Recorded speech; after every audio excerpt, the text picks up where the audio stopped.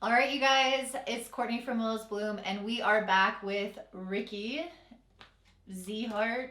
How do you pronounce your last name? Zeevaert. Zeevaert. Zeevaert. It's an old Dutch sailor name. So it's all good. We got an exotic fellow with us today. Appreciate you. And yeah, we're gonna be, spitting facts about December. There is actually a lot going on. It's a crazy month. Yeah, big stuff. It's wild. We're definitely gonna feel it, especially in relationships. So we are gonna do our best to go in order. I would like to say that we're gonna set off doing a whole monthly horoscope for you guys, and just a kind of a base rundown overview. But we want to talk about, we got a solar eclipse. It's kind of closing out the nodes. We got a Venus retrograde. I look at that as a big thing to talk about. Hitting right before Christmas, and then pretty much Christmas Eve, Christmas Day, we have that super powerhouse Saturn Uranus square, which has been affecting us all of 2021 and walking us basically and then Jupiter enters Pisces. Big there's too many things, and even all the little minute notes that want to be spoken into, we're just gonna have to wrap that all up for y'all in a little package for today. So we're gonna try to keep this timely. So yeah, if, totally. If you see me hitting him or him hitting me, that's why. Right.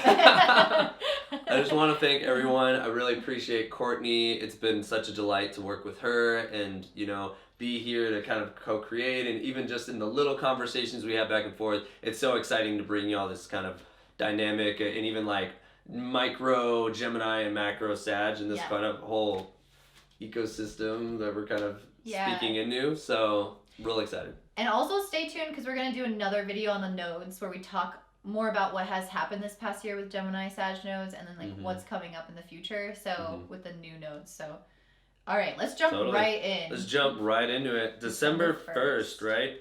So Neptune goes forward. Yes. It's been retrograde for how long?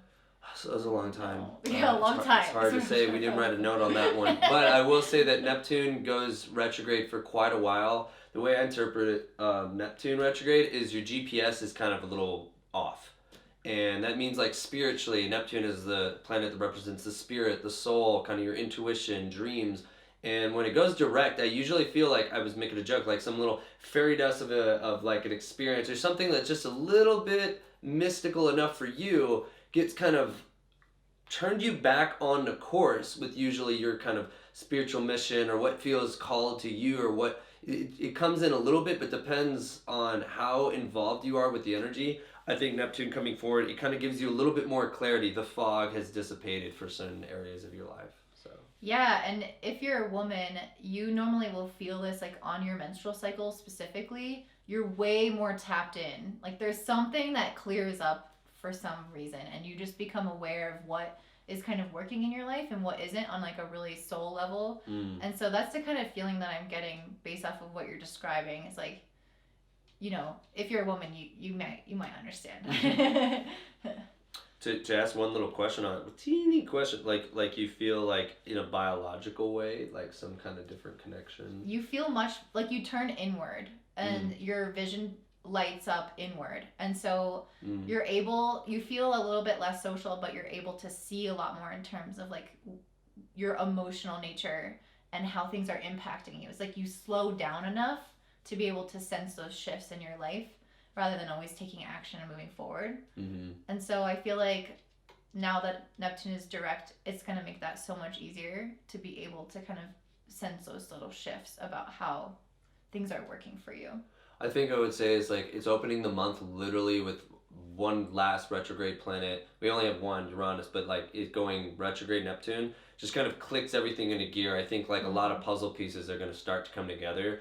And even into the Sagittarius season, we're going to have a solar eclipse coming into Friday. But I think it's also kind of widening and getting the big picture of kind of 2021 to actually fully start coming together with Neptune direct too. So, yeah. It's exciting when planets move direct. It's like, all right, we are all on the board. Systems go. I always think of like the stick shift is now in the drive again versus being in park neutral or something. Yeah. So, yeah. Absolutely. All right. So yeah, should we just jump right into that eclipse that's happening on the 4th? I think we should. I mean, one thing to say is on the 2nd and the 3rd, we're going to, not the 3rd so much, but the 2nd we have a dark moon in Scorpio. So what I like to talk about is right before the moon is coming into a solar eclipse. and especially me because I've experienced dark moon Scorpios a lot being a Sag, is it's going to go over Mars, and it's going to be a shedding off period between December 2nd. So usually it's almost like the last ashes, there's some karmic cleanup that wants to break off from us, kind of cleanse, purge, leave us to some level. Like I like to say the snake skin kind of effect. Mm-hmm. And then December 3rd, we have the beginning of this solar eclipse happening at 12 Sagittarius, and I guess it's happening more the 4th, like in the late night. I mean, usually it's like straddling the two.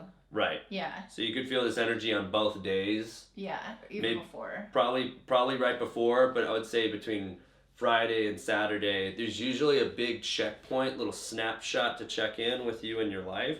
But when I experience a new moon in Sag, it's usually about a new journey, a new adventure, a new story that you might be experiencing. You might find yourself in a whole different characters, different stage of life.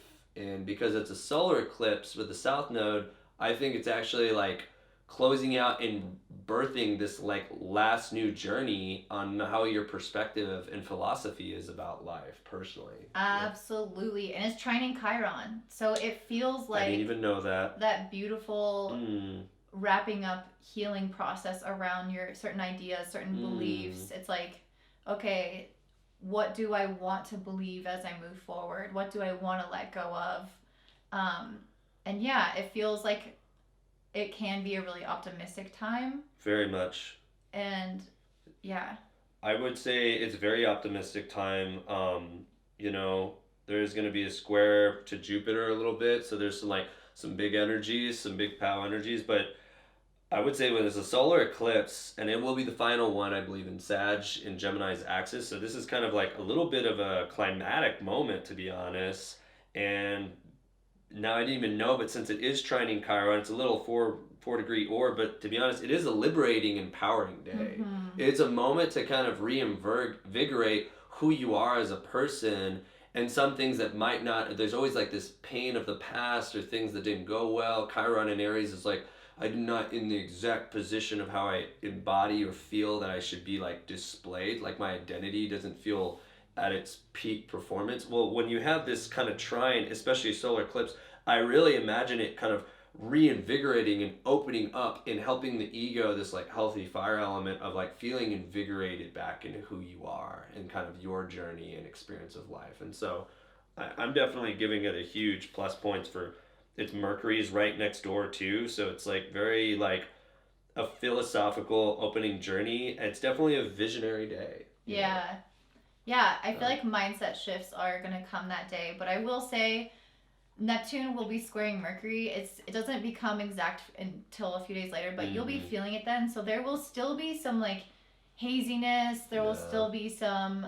It's not like the best time to just jump in and make decisions right away. Right. Like the eclipse energy is quite strong. I think it's more so a little bit of an internal journey, especially on the South Node.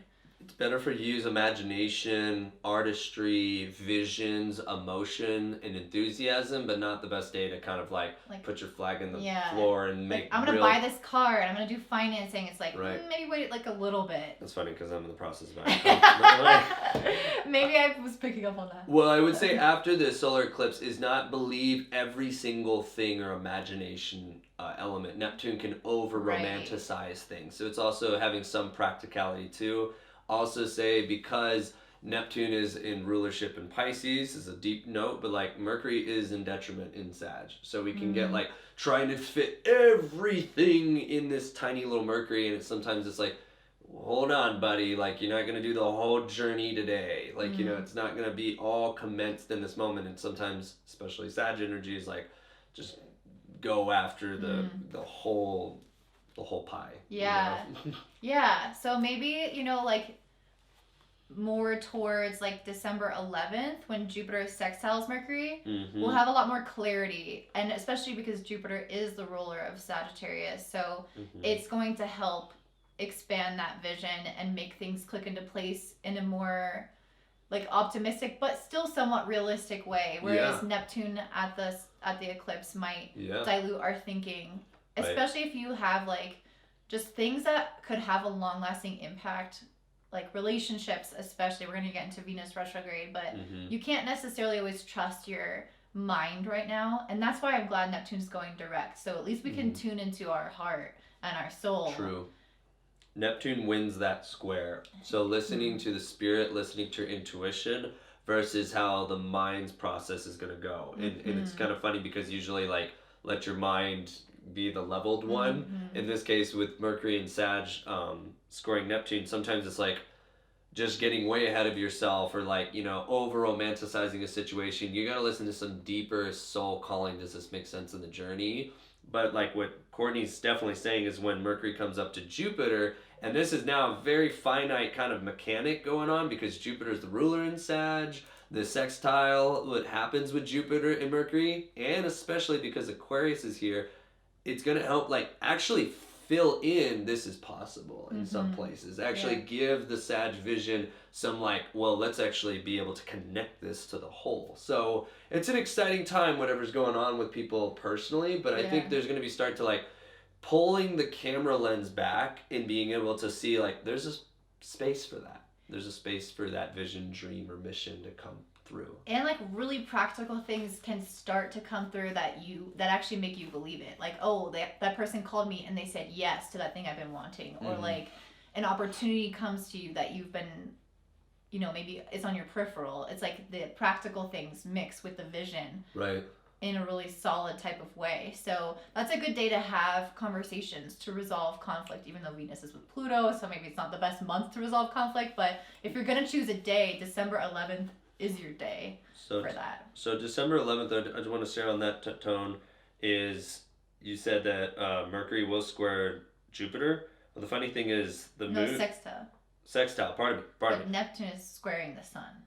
Right, with the moon on it. So you're gonna, it's a visionary day. It's a visionary day, but when Venus is on Pluto too, we're kind of condensing this for you guys, is I really think people are really gonna start getting really into the deep truth on like, what do I want? Like we're kind of moving into the next year. We're kind of getting into like this water, like Pisces and Sag, we want to go out in the ocean and vision like, I don't know, it's like Seven of Cups sometimes, if that makes sense. Like, we're really in a visionary. To be honest, this is some of my favorite combos because it feels life is a little surreal. It's a little mystical. It's a little, like, unreal. Honestly, it can get even more fantasy than reality, but making sure you still stay grounded. Right. You know? Which I hope, because Neptune squaring the sun can also distort things like Neptune squaring Mercury. But with Jupiter sextiling Mercury, I feel like that can help alleviate some of that and make it a good day, like you said, for art and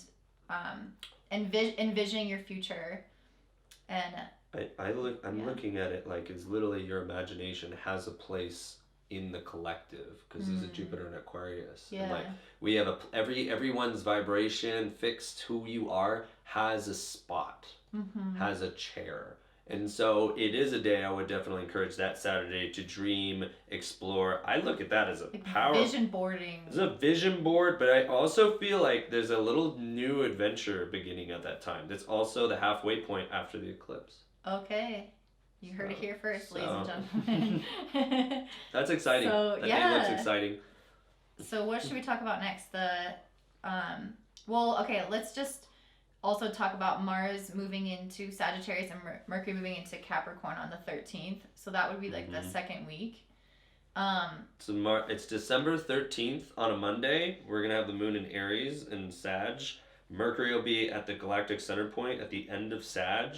And then Mars is at the end of Scorpio. So it's a pretty edgy, driven, go to it. Still that sextile going on. Venus is stationed on Pluto. So we need to talk about there's going to be a Venus retrograde. I'm getting ahead of myself a little bit. Yeah, we'll talk about that. But I will say that we're coming down to some real opening journey, vision, bringing people together, locking out some different destinies. I'm not going to lie, this day looks like a day that's opening up your vision. And with that Mars energy and the galactic center point, I would more encourage that kind of day, that Monday, December 13th, is go. Jump. Mars is also on the south node, so that jumping process might involve cutting things away as well. So it's I'm going to jump into this new beginning, but I'm taking off this heavy backpack first. I love that. Yeah. I love that, and it's so true. Especially at the end of Scorpio. 29 degree Scorpio Mars. It's like, in my opinion, the most maxed out. I think it rules bombs. Really? Like it's a really edgy Mars. So like and I have Aries moon and Sag. I'll be honest, like that's a day. You might get a spiritual message of something to move forward, move away from.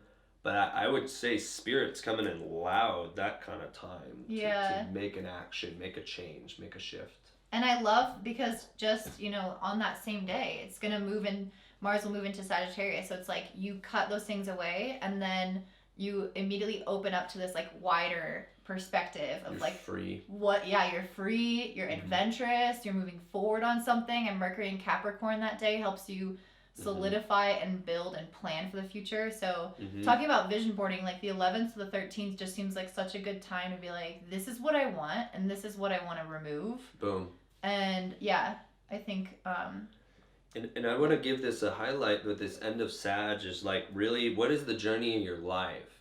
It's like, oh, okay, so sometimes there's semantics where I'm cutting something away and I need to just move on. It's like a mundane thing. This to me is almost an element of your life that has a storyboard essence to it. It's like if it's deleting patterns, or it's like actually authentically I'm going to do something I've never done before, not just full impulsive, but actually with some like there's some spiritual calling to this of to some extent.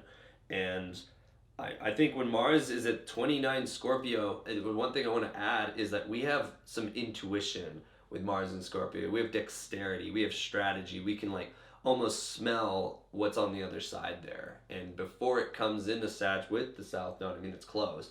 I still think it's the best time to like, what needs to be done, go for it, jump. So I feel that's really important to share. Absolutely. Follow your instinct for sure. Then the 14th, Mercury comes into Capricorn, which is big because it's going to be playing a big part in the Venus retrograde, and Mars with the South Node. So I know to talk about this briefly, I love Mars and Sag in my life. When Mars was in Sag last 2 years ago, I was driving to Colorado. I was moving or pursuing. I was moving to a new destination, literally with Mars and my sun. But now it's with the South Node. One thing I can say is that Mars on the South Node usually is a futile, exhaustive energy. So be careful of like burnout or overdoing things. Like for sure. Yeah. In terms of action or even taking things away, like yes, do that, or like eliminate anything, whether it's like diet, whatever, like just excess. But don't overdo it because you could actually like hurt yourself. I know people with Mars on the South Node, the ego or the masculinity energy is very strong, but when it's in the South Node, you're almost digging an empty mine. And so I'm not trying to put a pessimistic kind of point of view, because Mars and Sag is definitely going to be boisterous and exuberant with tons of energy. This situation, though, is like not to just get ahead of yourself and throw this baby with the bathwater kind of thing out, like just like full blown, like I'm changing my whole life and being so optimistic. And when Mars is on the South Node, you're also going to be, your beliefs are going to go really locked in. Like what you believe about life is going to go through a place, and you might have a cutting period. The South Node in Sag has been cutting all our old beliefs from prior to 2021. Either you like it or not, some of the biggest things we believed that the way life should go are getting tweaked and changed. And Mars is usually kind of cutting off something. It's usually shifting those beliefs. So you might have a powerful breakthrough or breakdown. But that's so true. Yes. But I will say that I think with the South Node, it is kind of embarking another journey for sure. Definitely a different book, but maybe with a different set of beliefs. If there are stuff that is lingering, Mars in the South Node, it's gonna like, I just noticed it's like it's not a winning position. It's not a victorious position. I know someone who has this natally, and I find that they just do so much, like they have so much output, and they like literally make themselves physically ill. Right. And they have to stop. Their body will shut down because the output is so much. And in this sense, because it's a transit, maybe it wouldn't necessarily always be the output, but maybe it's like the things that you're like stopping or changing or whatever, like could send you in a little bit into overdrive. So it's like utilize the energy, but don't go 110%.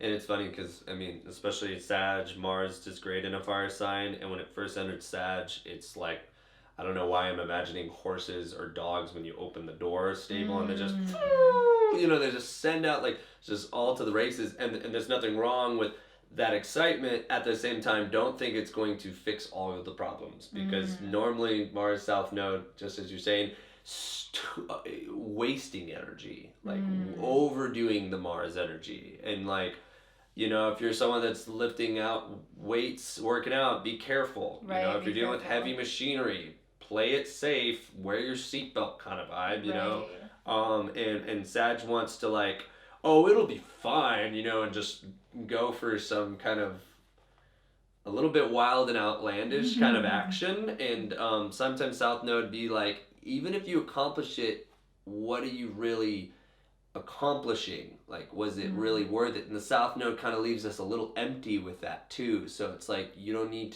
to overdo it, is something to be said. So, but I do think Mercury coming into Capricorn will have an area where it does ground Sag. Yeah. It does like give like diligence. These people like really good handwriting, like really good organization skills. So yeah, I think that's our time to plan. Like every Capricorn I know, the one thing that's like true about their personality is that they all fucking plan. Like they have to have an objective or an idea of how they're gonna get somewhere. So kind of utilizing that at that time. And then should we talk about Venus retrograde? I would love to talk about Venus retrograde probably the most, because what's going on is, so last year, real quick, we had Mars go retrograde in Aries. And to me, this is definitely the masculine planet in the most masculine sign, went retrograde. And so masculinity needed to get a whole vamp up, if you will, at that time. Well, now Venus, Lady Venus, is in Capricorn, which is a more, it's a feminine ruled sign. Yeah, it is feminine. But she is going to be stationed, what I mean literally exact, on Pluto for about 3 weeks at 26 Capricorn. Which means that wow, that's my moon. That's your moon? That's my moon. Oh boy, girl. Well, when he's saying station, it means like Venus is slowing down so much that's like not really moving. And that can bring a lot of intensity to that planet. Yeah, so go ahead. Sorry. No, you're fine. Look, Venus retrogrades, if I can say this, they're a bit of a more difficult transit, because Venus is our benefic. It's definitely the feminine. It rules money, relationships, like having nice things. But when it's in Capricorn, Venus in Capricorn is a very committed, focused, ambitious, and a little bit more of like planning for the future. We need to kind of look at our whole journey. What are our missions? What are our goals? What is kind of the long-term field of things? And when it's on Pluto, we are definitely getting really deep about like what it is like, hey, where are relationships going for the future? And to be said on that, when it's going retrograde, not only that's transit's gonna like really, are we digging for oil? Are we mining gold? Are we getting silver? What are we doing? Because Capricorn needs a plan. When it goes retrograde on top of Pluto, when it's going to station, it will be this intense. I personally find it's going to be really looking at like where are we shifting our lives moving forward, because I feel like we're kind of perhaps reaching the end of this quarantine field. That's subjective, I guess, but like, what are we really opening up our visions to for 2022 is what I'm finding this Venus retrograde to really embody. One thing though is that it does turn the feminine energy off a little bit too. So I've noticed Mars retrogrades, the females are there for the men, and then Venus retrogrades, the men are there for the females. So we're all getting a little bit of a heaping medicine dose of responsibility. And owning your shit. Like Pluto is all about things that are suppressed, but when it's hanging out with Venus, it's literally just sitting there communing with Venus, and it's like they're having Pluto, a party. Yeah, Pluto is going to the underworld. Like Pluto is the god of the underworld. Venus is going to the underworld when it goes retrograde. So it's like Persephone's full blown with Hades. Yeah. Right. And so it's like all of your shit, all of that is coming up. Your shit around money, your shit around relationships, all the things that you're like, when you're normally just in your busy day and moving forward, you're like, I don't really have time to address that. I don't have time to think about that. Or you don't even know that it's on your horizon. And yeah, so this is the time when all those things come up to be faced, to be reckoned with. And it is there from, it's there from December 10th. Venus is exact with Pluto. Right. And it's hanging out with it the entire month. Yeah. And Venus is retrograde from December 19th to January 29th. So this is a 40-day period of reflection around this area of our life.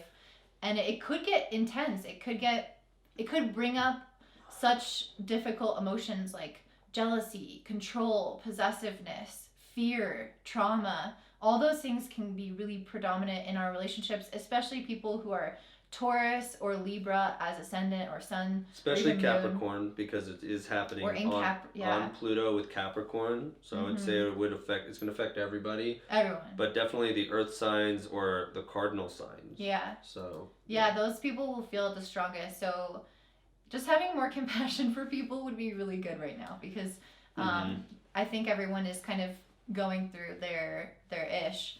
And also just the fact that Venus is in charge of so many material goods and we're coming into Christmas season, I definitely think that could make this Christmas feel a lot different in terms of gift giving and that normal transaction.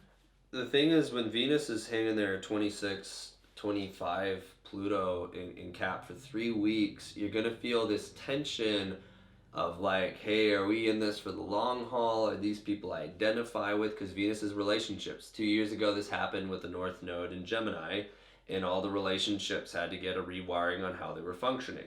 I saw it happen with multiple couples.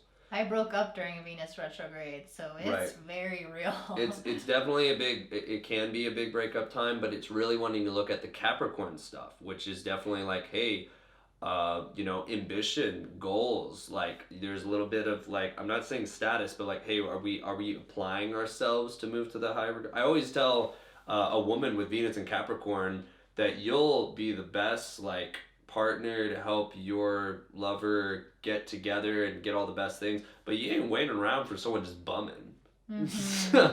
Yeah. And on Pluto, Persephone is gonna come down and sit down with Hades. Hey, is this legit? Is this like? And Pluto gets you deep. It gets you rooted, locked in, truth in your soul, and transformed to know if there's something to really move forward to, like to attach to in love. And it is gonna come all the way back retrograde. Basically, for the Venus retrograde, it's gonna take it's going to go retrograde 40 days and come all the way back. So as it's on Pluto, leaving Pluto, it is going to like loosen up the gears and let this process of receiving things in. But when it's coming back forward into Pluto, it's really going to come full circle if like people are in realignment with how to be responsible, how to have the mission engaged. And when we have all this kind of Sag energy from the beginning of month, if I had to chop it up, the beginning of December is going to be very visionary, very positive, very like Piscean and Sag, which is very adventure. But when we're getting later into the half quarter part, like the end of Sag, we really need to see like, hey, what do we need to do to really lock in and make this real in the earth energy? Absolutely. So I don't think it has to just be to be honest, it could be a very exciting time if we can look at our problems, our answers to helping us remelt. It's almost like a smelting process. Let's take all these values, which I love to think with Earth and retrogrades, and like let's re-smelt this in a whole new situation. And so coming out of Venus retrograde, for those that make it through, it's going to be the strongest bonding to your feminine placement of responsibility and integrity and the things that you're committed to. So absolutely. And I don't want to scare people who are in relationships. Like if your relationship is solid, you're not just going to break up, but you will kind of have to address maybe some long-standing things, because Venus only goes retrograde like every year and a half. 2 years-ish. Yeah, year and a half. So it's like you only have these true check-in points where things might feel a little shaky, or things might feel a little bit more gloomy in a way, because Venus is a lot about our like the joys and the pleasures of life. And so when it goes retrograde, it's like kind of takes away some of that light. Like Venus is in the underworld. Venus is in like not visible. So it's like what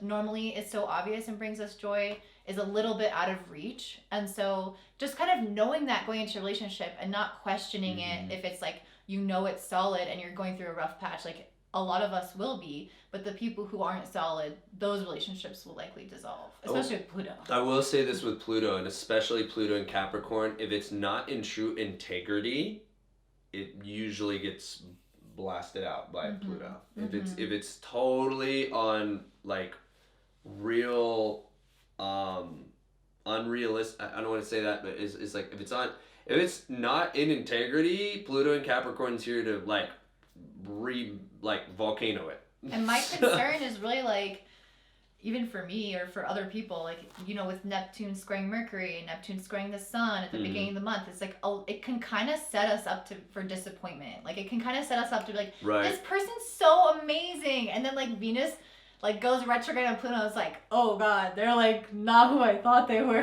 Right. Like, oh. That would be a very stereotypic average situation for a lot of people. If you can have some diligence and strategy with this, though, we are having a lot of galactic center point alignments. The full moon that happens in Gemini, December 19th, so we just kind of caught you up to here, there's a full moon, but it's at 27, almost sextile with Jupiter. This is around the galactic center point.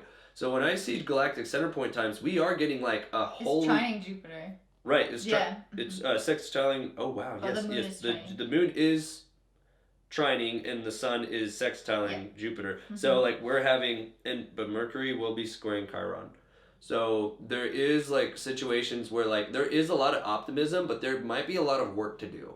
It's like you have these supreme epic journeys and visions that are showing up, but there's going to be a lot of restructuring and reframing and cleaning up to kind of make it possible in 2022. But again, if something's like way out of alignment or way out of integrity, it is also trining Uranus. I will say that like we are kind of waking up to do a lot of different things to make the dream work. And that's some of the but we're going to have to break our old beliefs with Mars by that south node.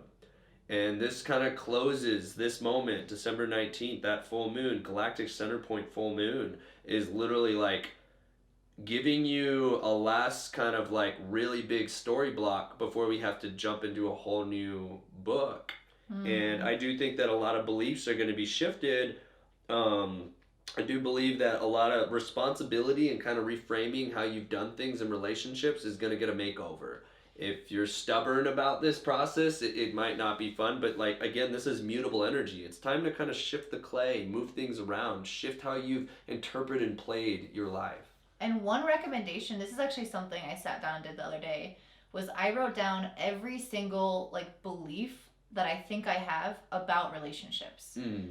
This is what, and even if it's good or bad, or like, I don't know how much I invest into that belief or not, but any thought that's ever come up, like, I need to do this to be loved, or this is what love looks like, or this is my relationship with money and relationships, and like all of those things I think would be so helpful to sit down and address, because I think a lot of us have upgraded our beliefs this past year without maybe even realizing it, or have altered them without realizing it. And so I think it can be really helpful for you to like actually consciously choose what you want to believe. And the only way to do that is to know what you like, to write it all down, right? And think about what that is, what you're operating under. I really love, because the Gemini perspective is like, hey, we can get emotional about all these things, but like, let's look at the truth. And sometimes though, people can get over pessimistic about things that actually aren't true, or like get over optimistic about things that aren't true. So I love that, like, let's be very Gemini North Node and look at all of things objectively. Look at the data, really, truly look at the data. Thing to do. And and then like honestly, Mars by the South Node is gonna start swapping some beliefs that if you're over pessimistic and think that you have everything figured out, which is South Node Sag, not pessimistic, but like, this is the way everything works, that's not the full truth, and so I just love this energy, because full moon in Gemini is really about connecting to your reality. We get to like plug in a little bit and like really interact with the world that's around us, like oh gosh, everything so in social. The image. It's like I get to literally interact with the entire picture of every little like notion. So I love that energy on the 19th. Like, yes, Venus is going retrograde, which does suck, but like this full moon in Gemini is trining Jupiter, so it's a time to really connect socially. Like, I definitely see people going to parties and things like that, totally. and just having a blast, even with Venus retrograde. I think with Venus, though, quincunxing the moon, it is kind of celebrating people in your life that matter in your life. You know, a lot of Venus retrograde, especially Venus in Capricorn and things like that, is going to be much more like, hey, these are people on my journey. These are people on my mission. These are people like connected to the whole of what we're doing here. And so I just think that really matters to moving forward. We lost Courtney, ladies and gentlemen. But, so We've got a new member. We had to get a little member involved in here. This one's named Luna, so she is born astrologer. So I think honestly, Venus though in Capricorn with Pluto though, I will say we can stereotype the astrology and say it's gonna be deep and intense and negative, but like honestly, this is where we see what really is possible. Because sometimes there's flowers that grow next to the volcano. There are things that have grown in the deepest darkness with Pluto that will be rebirthed with this Venus. So I really believe in the regenerative process, but I'm not about falsifying things that are not like in integrity. Venus and Capricorn wants to like, hey, we need to get a structure, a plan, a design with people that matter, that are in integrity with you and your vision in your journey. This though makes the moon in Gemini more sweeter. Because there's stability, there's trust, there's loyalty, there's deeper things. It's not just a gab of like all these people we get to connect with. It's there's actually depth. Like actually there's depth. There's like roots here in this. Hell yeah. So, I love that. I love that perspective. Yeah, because Gemini, you know how we can be. So, okay, fun day. It's always a fun day with Gemini. Yeah. And then on the 21st, the sun is moving into Capricorn, so that's going to help with the planning process and everything. But let's talk about the Saturn square Uranus, because that's the big shebang. Bam. So I did want to kind of touch, okay, so this has been an alignment that we've been feeling the entire year. All year. And it's been exact on February 17th, June 14th, and now on December 24th. So right on Christmas, basically. Yep. And then historically... Christmas Eve. Yep. I did want to like really briefly touch historically how this has presented itself so you can kind of get an idea of what's happening, because I feel like this is one of those things that's going to make more sense in retrospect rather than like at the time we're like, oh my god, I'm feeling this intense energy, because I actually feel like looking back on those dates, it's not like this one thing happened where I was like, that's what that is. It's more so this like larger kind of like structural upheaval in a way of our society, of our lives, but that doesn't take place on one day. Because Uranus is quick, but Saturn slows. So I feel like it's a larger process. So to break it down, Uranus and Saturn are these major outer planets, and they square, what was it, every 22 years? 20 to 22 years. 22 years. So it's a major alignment, and when we got Uranus that wants to be radical, transformative, almost unpredictable and chaotic, and then you have Saturn, very opposite energy, is wanting stability and structure and formulation. Their square is like almost punching you out of a reality and into a new one.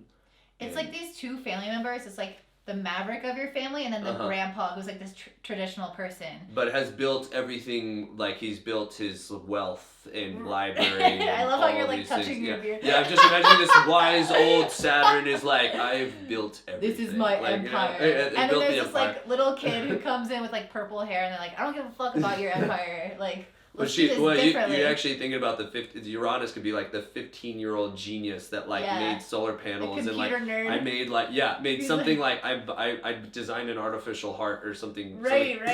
And it's like grandpa. Yeah. Like this old school way doesn't work here. Right. So they're breaking each other's rules. Here's the thing though, Uranus is at fall in Taurus.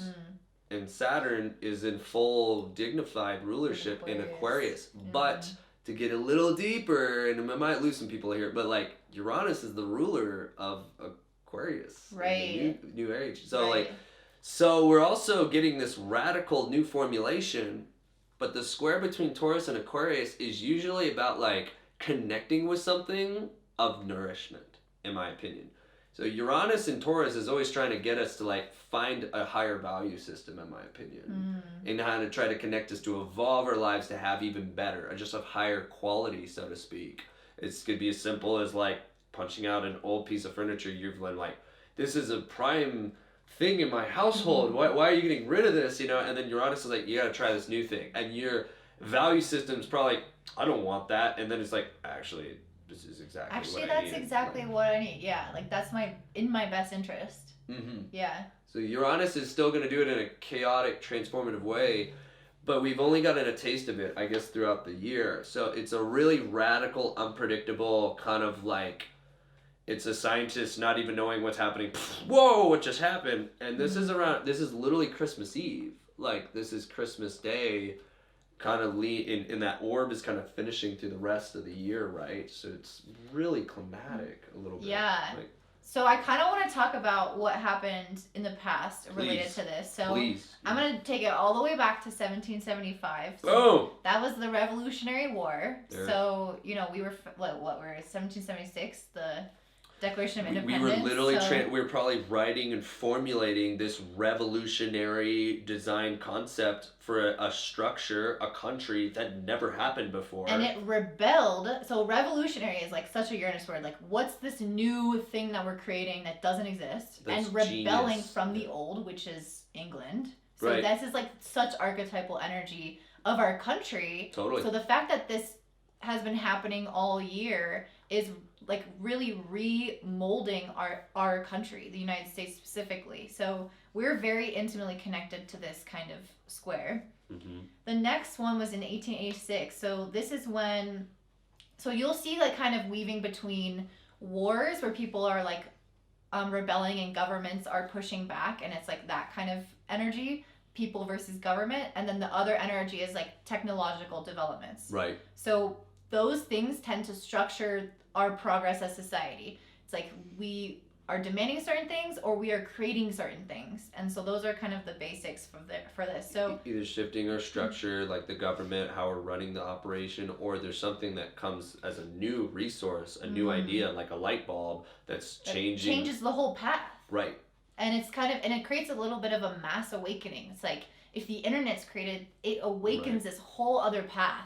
Right. Or if people are revolting against a tradition, that also creates a path. So in 1886, there was like the first automobile patent. The railroads were really starting to go underway. So this is how we began to start traveling and connecting with one another, which completely changed the whole way that we grow as a society.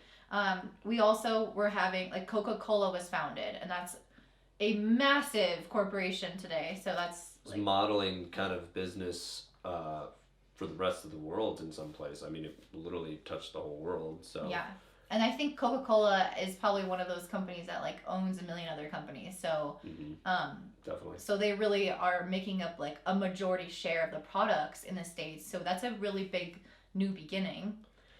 Then in 1930, we had the Great Depression. Right. So that's a very obvious one. We were struggling, and that's what Saturn really does, especially with Uranus and Taurus even. It's like Uranus and Taurus, like Taurus is all about our material goods. So Saturn restricts that. So the Great Depression, I mean, I don't think Uranus was in Taurus then though. Taurus? No, let's be straight here. No, during World War II, Uranus was back in Taurus where it is right now. And it's a very funny time to open up another chapter. Okay. But to briefly speak upon it is when Uranus went through Taurus, we went through the Great Depression and then World War II. Okay. This is where Uranus, the people, which representing society's connection as a whole, is in the fall position of Taurus. So there's usually trying to find a different value system. Everyone has a different value system with Uranus and Taurus. And so to someone, they might think crypto's the greatest thing. To someone else, it might be gold's the best thing, or whatever have you. But it's usually on material goods. And the way that we transfer those goods is something that is really important. I think people that have Uranus and Taurus throughout the Great Depression have a different relationship with items. Like some people have hoarded things, which can be a Taurus like thing, is like hanging on to a lot of materials because they didn't know if they'd lose it or not because it was erratic. Yeah, she's got so much money, but it's like she still goes to like the dollar store and wants me to get the cheapest bananas. And I'm like, there's just such a different relationship to value and material possessions. And that is what's transformed. That's what's going to continue to transform. So we just kind of like set the scene this year, and then as time moves forward this next year, especially with the Pluto return, which we'll do a whole video on that next year. But the U.S. financial system is going to alter. Our value system, inflation, all those things are going to change.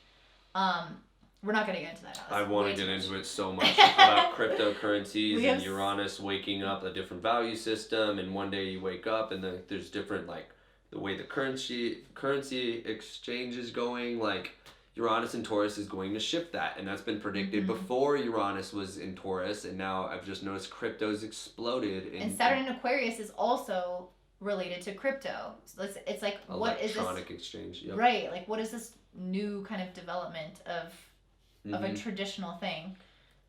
Totally.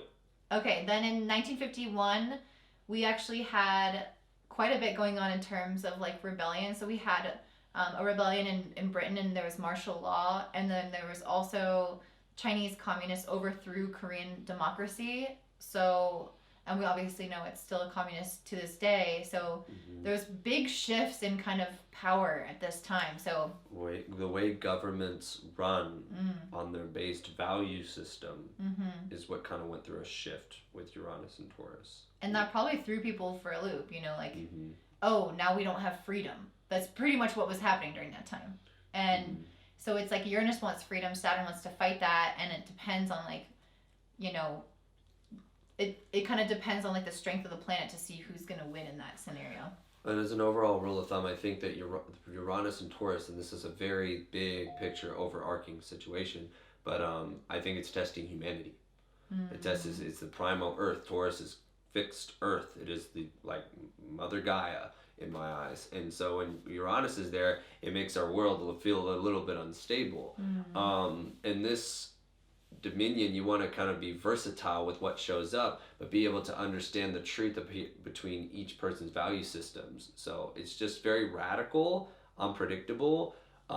Chain markets. I think crypto. We don't need to go so far into this, but when some people looked at this coin as the best, 2 days later, something else like blows up, and then one thing goes down and crashes. So nothing is for sure with Uranus and Taurus. It's unpredictable. So it's good to be versatile and know where to keep your investments, your dealings, and the government could shift in any other way.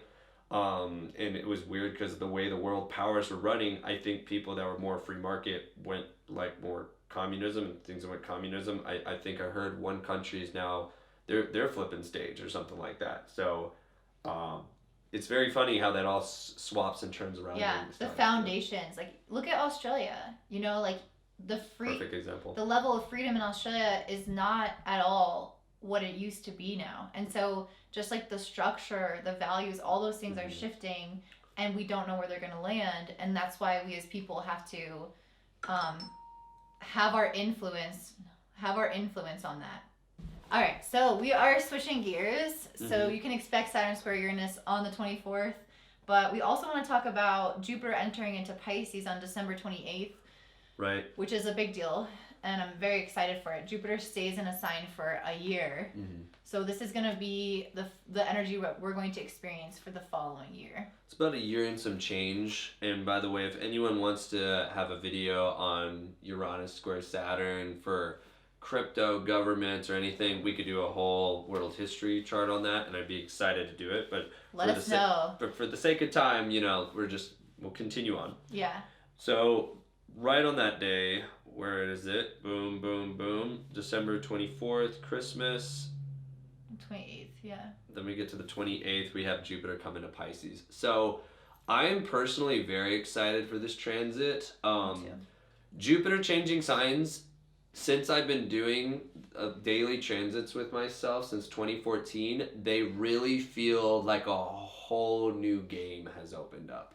And I mean, down to the day that Jupiter has changed a sign, a story has like kind of has begun. A different theme of movie has shown itself. Like, do you guys remember June and July, how for 1 second it felt like everything had stopped with the pandemic and everyone was just like free and open and just chill, that beautiful moment in time, and then everything just went right back to where it was. That's because Jupiter dipped into Pisces for those 2 months and then went back out into Aquarius when it went retrograde. It met back up with Saturn a little bit, and Saturn was kind of using the south node with Jupiter, so Jupiter in Aquarius has not really been able to feel its connectedness, its magnitude.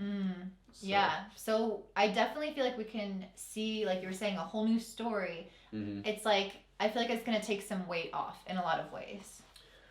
I think Jupiter now is going to now meet with its ruler in Neptune. So now we have these two rulers meeting up here in Pisces. Yeah, Jupiter is exalted in Pisces. It's exalted. It will be during the Venus retrograde, but there's some now. If that week that Venus went retrograde was intense. I will also say Mercury will be on Pluto exact this time. So we're gonna have Pluto, Mercury, and Venus all aligned. That's an intense time. Like, that's intense. And the Sun is squaring Chiron that day. December 29th is getting real. And the Moon's in Scorpio. Holy moly. So it's definitely, again, it's opening up this chapter of what is the visions for the future. But I will say this, Jupiter in Pisces is now opening up a whole different area of what you relate to with abundance. And it makes me excited. We are going to have it square the nodes for a moment. So it really is activating. Is this something that feels in your spiritual path? Because when we get to Piscean energy, we're talking about a 12-dimensional field of energy. It gets very metaphysical, and what I like to call it is it becomes energy unexplainable by God. Jupiter in Pisces starts now connecting to literal, true, pure source energy. And I've experienced people that Jupiter in Pisces are almost like things magically can happen, but there's also a little bit of that kind of solace, like everything's all going to work out. Yeah. And actually there's a lot of peace and harmony just to connect and escape. Like you get more connection with spirituality, maybe religion. But I would say art in imagination starts really hitting a prime point. You're getting more than you thought possible. And on a societal level, I feel like we're going to be a lot more compassionate with each other, even though Saturn is still in Aquarius. I think that people are going to be thinking a lot more about the people who will struggle financially, especially next year. And I feel like we're going to be more conscious about helping the underdog or helping the people who are suffering. And so one of the best ways to actually manifest great things with this energy is to come from that place of service, of healing, of compassion, of love, of spirituality, connection. If you can embody those energies which Jupiter and Pisces is encouraging and bringing out in us, I think it's going to help you manifest more greatness into your life as well. So it's like a really moving time, especially for the mutable signs. So like Pisces, Gemini, Virgo, Sagittarius, all these people are going to really benefit the most from this. And the water signs. And the water signs. I think very much the water signs. Yeah. Especially Pisces. You guys are going to have a great time with that. Yeah. I want to share this. This is good. There's a retrospect with Pisces where we get two different areas. Jupiter in Pisces is going to amplify an area of maybe like some wondrous energy. It's definitely the very fantasy, romantic, imagination. There are things that start to open up energies of like out of body. Like definitely astral projection stuff, but even things like VR. Like when you're in a VR reality, it's like it's kind of not there. It's a Neptunian thing. It's a game, but you experience it as real. And they're just now like really trying to push metaverse or meta, whatever it's called, which is this virtual reality. So I can see this taking off. Like, really, yeah. Right. I love that you talked about that. I would say it's going to happen later, especially when Jupiter meets up with Neptune. When Jupiter meets up with Neptune later in 2022, that's going to be a very, and the situations that I want to recommend with people is, get involved in your spiritual work and be in grounded alignment is where you get to experience magic in your reality. It's when you start leaving this plane into drugs, into escapist tendencies, or you spent 3 days in the metaverse, whatever you want to call it, in the virtual reality, and you haven't woken up and taken a bath or gotten sunlight, like, is where Piscean energy has got to wake you up to some level. So it's really great to lay on the beach with Piscean energy and Jupiter get washed out to sea and, you know, have a mystical little journey, actually, is what I'm excited to experience with Jupiter and Pisces. Yeah, Pisces and Jupiter and Pisces can create, like, aimlessness, you know, like wandering, like not having necessarily else direction. And so I think it's really helpful, like you said, to connect more spiritually rather than get lost in the sauce of it. Anyway, I don't want to get too far ahead, but Jupiter and Pisces seems really positive. Just utilizing this in the best possible way, creatively, spiritually, helping the underdog, being compassionate. I could see like an emergence of all these healers coming out. I can also see people taking advantage of that and being like false healers or kind of using that as like a marketing ploy. You know how like BLM became like a marketing, like, what do they call that? Virtue signaling. It's like there's so many things like that that come about with each mass shift in consciousness. It's like people will ride those waves in a non-genuine, non-authentic way. So just be mindful of that as well. Right. The situation though is because Neptune's going to be working with Jupiter is allowing us to like leave this, like, I believe some of the best art might come out. Music. There definitely, if it's already been moving a little bit of our new age society with like astrology or tarot or something in the media, I'm actually thinking it's going to start being even more embraced, like a spiritual nature to the society. The truth is with Jupiter though in that position, the South Node is still in Sag, which is the ruler of Jupiter, which turning Jupiter energy a little bit off. It's not in its full power. It's still kind of like dizzy coming up from a nap. Like, but in 2022, when the nodes shift, when they shift, it'll awaken. I will say that now Jupiter's going to come back into what's been a very repressed Jupiter for a long year, comes into a really dignified rulership. And this is exciting because now it makes 2022 at 1:22 p.m. One of those like really, you can have a pretty majestic year in my opinion. And I think honestly, when I experience true Piscean energy in my life, I really get little personal clues of like emotional connection that hit me on a spiritual level. It's like, it's not just, oh, that was a beautiful movie. When we talk about Neptunian energy, we're talking about that piece of poetry touched my soul in a way that it hit a memory with me, and it called me to reach out to the person that spoke the poetry, where I went to an event later and met someone in the same resonance. Like there's some like mystical, unnatural, it's natural, but it's almost like beyond us. Synchronicities that you're like, how? It's interdimensional. It's a dimension beyond the 3D plane. We're talking maybe really 5D energy that starts coming into play. But because the Venus is still retrograde in Capricorn, I believe that it's something that's going to help us, like, once we get grounded and rooted with the things that matter, or the people, or the projects, or the things that matter, and kind of more in wholesomeness with our responsibility, I will say we might get a little delusionary with, like, the South Node and Jupiter and Pisces. You know, some people are prone to alcohol drinking, prone to overdoing psychedelic drugs, or something that leaves you off of this plane. When it comes back, I actually think there's going to be a grand gear to manifest deep dreams you never thought were possible. Yeah. And you can live the dream with Jupiter and Pisces in a different like where musicians do something and it's like my soul left my body. Mm-hmm. It's kind of those peak stakes that are active for 2022.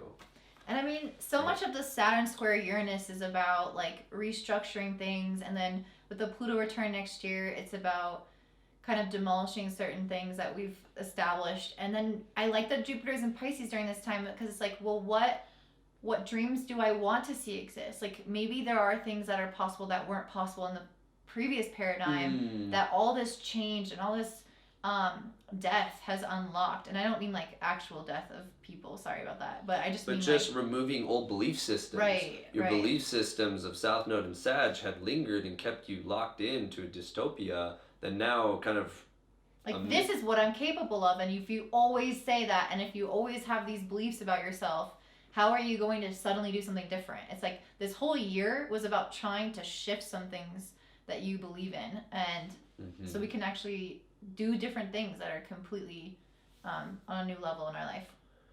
I'm excited for them, and then you know, we're talking December 31st into January 1st. We're coming up to a new moon in Capricorn. Not to get too ahead, but it's January 2nd, and we will have Pluto, Venus retrograde in a new moon in Capricorn that's trining Uranus and Taurus. And on the 31st, so literally New Year's Eve, Uranus will trine the sun.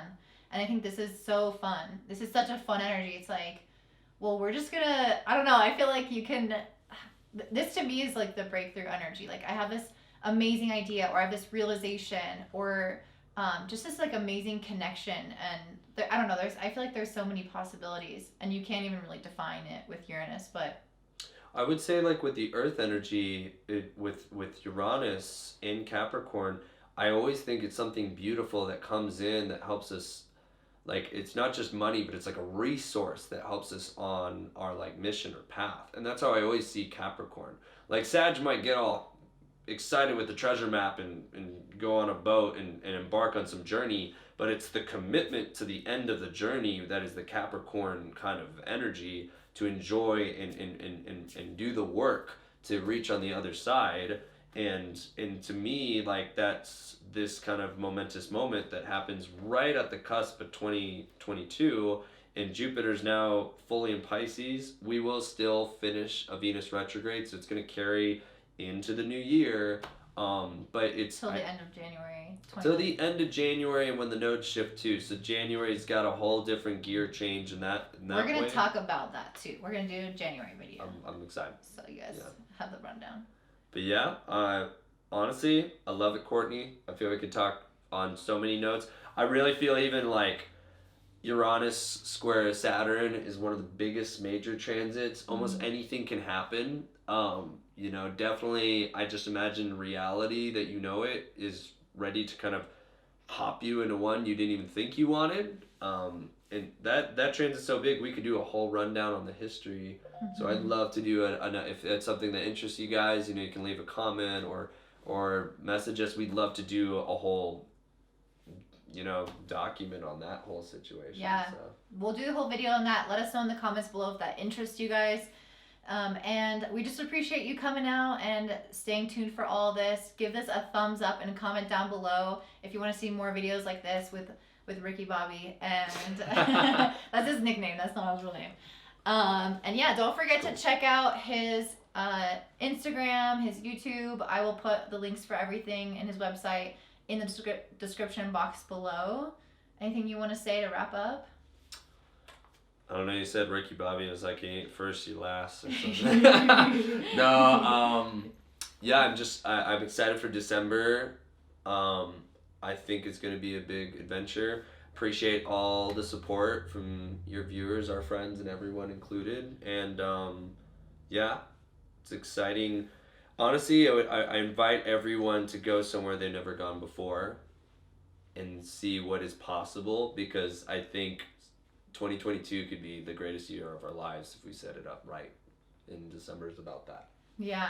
So regardless, I think it's going to be an intense year. So yeah, not basic at all. We're going to be talking about it in depth, I think, we should do a whole 2022 video. And like, all right. Oh, for sure. We're going to do a bunch of videos. You guys just lot of projects. subscribe. Let us know. Give us some ideas. Give us some track markers. Gemini Sag, we want to do everything across the board right now. And I can already feel it. So it's like, whatever you suggest is a good streamline of something you're interested. Would love to work with y'all. I'm Ricardo Zeevaert, and thank you for having me, Courtney. Yeah, thank you so much for coming on.